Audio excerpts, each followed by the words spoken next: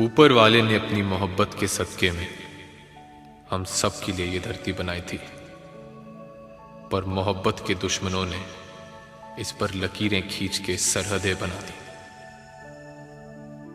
मैं जानता हूं वो लोग तुम्हें इस पार नहीं आने देंगे, मगर ये पवन जो तुम्हारे यहां से होकर आई है तुम्हें छू कर आई होगी। मैं इसे सांस बनाकर अपने सीने में भर लूंगा।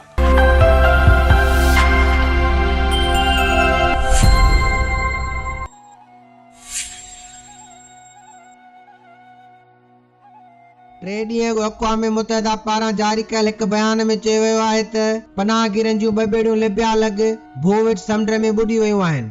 ख़दशो आहे त 250 खां वधीक माण्हू ॿुॾी फ़ौत थी विया आहिनि। काफ़ी सालनि खां दुनिया अंदरि पनाहगीर जे तइदाद में तेज़ीअ सां वाध अची रही आहे। 2015 में आलियान कुर्दी नाले हिकु पनाहगीर ॿारड़े जी लाश दुनिया जे माण्हुनि जूं अखियूं खोले छॾियूं।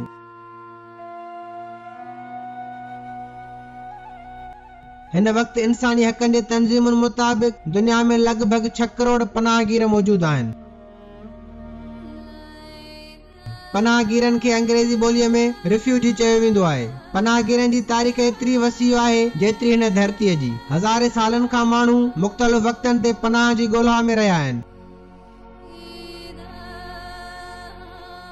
पर हिन वक़्तु जदीद दुनिया में अक़वाम मुतहदा 1951 जी करारदाद में पनाहगीरनि जी हैसियत ऐं संदन हक़नि लाइ कुझु कानून मुक़रर कया आहिनि। अक़वाम मुतहदा जे मुताबिक़ पनाहगीर उहो आहे जेको पंहिंजे मुल्क जे सरहदुनि खां ॿाहिरि निकिरी ऐं मौत या क़ैद जे ख़ौफ़ खां पंहिंजे मुल्क वापसि न वञी सघे।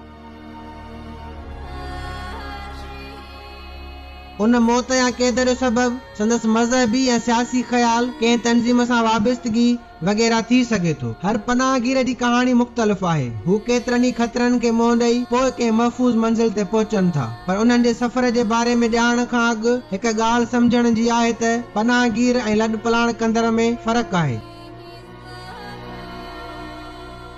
लॾ पलाण कंदड़ उहे माण्हू आहिनि जेके ॿिए मुल्क ॾे सफ़र कनि था जीअं का सुठी नौकरी वठी सघनि, सुठे नमूने ज़िंदगी गुज़ारे सघनि या कंहिं कुदरती आफ़त सबब लॾ पलाण कनि था। पर आलमी कानून सिर्फ़ उन्हनि खे पनाहगीर तसवर करे थो जेकी कंहिं जंग, मौत या क़ैद जे ख़ौफ़ खां पंहिंजो मुल्क छॾे ॿिए मुल्क अचनि था।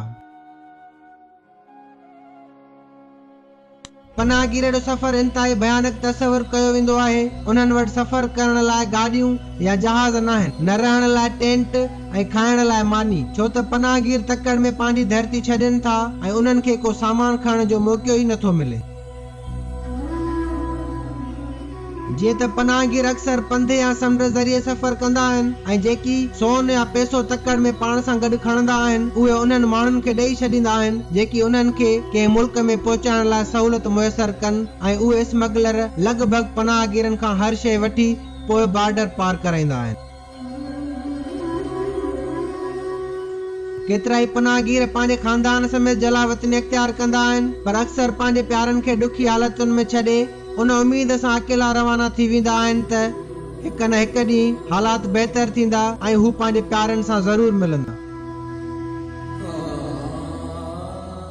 अक्सर पनाहगीर त मुल्क जे शहरनि ताईं पहुची वञनि था, पर काफ़ी मुतासिर माण्हू पनाहगीर कैंपुनि में रहनि था। जेकी कैंप उते जी हुकूमत या अक़वाम मुतहदा जी पनाहगीरनि वारी एजेंसी हलाईंदी आहे। उहे पनाहगीर कैंप मुख़्तसिर वक़्तनि लाइ हूंदा आहिनि, जीअं पनाहगीर संदन मुल्क में शोहरत वठनि या ॿिए मुल्क वञनि, पर महदूद वक़्त जी कैंपुनि में माण्हुनि खे सालनि ताईं ज़िंदगी गुज़ारणी पवे थी ऐं के पनाहगीर त ॾहाकनि खां कैंपुनि में रहनि था। केतिरनि ई मुल्कनि जे शहरनि जो पनाहगीरनि सां रवैयो ॾुखाईंदड़ हूंदो आहे ऐं हू पनाहगीरनि खे 3 दर्जे जो शहरी सम्झंदा आहिनि। उन खां सवाइ पनाहगीरनि जे ॿारनि जी तालीम पिणु तबाह थी वेंदी आहे, छो त केतिरनि ई हुकूमतुनि वटि पनाहगीरनि जी तालीम ते ख़र्च करण लाइ बजट ई मुक़रर न थियल हूंदी आहे। जेकॾहिं अव्हां बि पंहिंजे खानदान जी तारीख़ पढ़ो त अव्हां खे मालूम थींदो कंहिं दौर में अव्हां जा वॾा बि ज़रूर पनाहगीर रहिया हूंदा। उन्हनि हिजरत कई हूंदी, ॾुख ऐं तकलीफ़ूं सठियूं हूंदियूं। अॼु खणी दुनिया ग्लोबल विलेज सॾराए थी ऐं मौज़ूब पिणे जी दावा उरूज ते आहे, पर तॾहिं बि 6 करोड़ माण्हुनि जी पनाहगीर हुजण ऐं हर रोज़ उन्हनि जो मौत हिन मौज़ूब दुनिया जे दावेदारनि ऐं हुक्मराननि जे मुंहं ते हिकु चमाट आहे।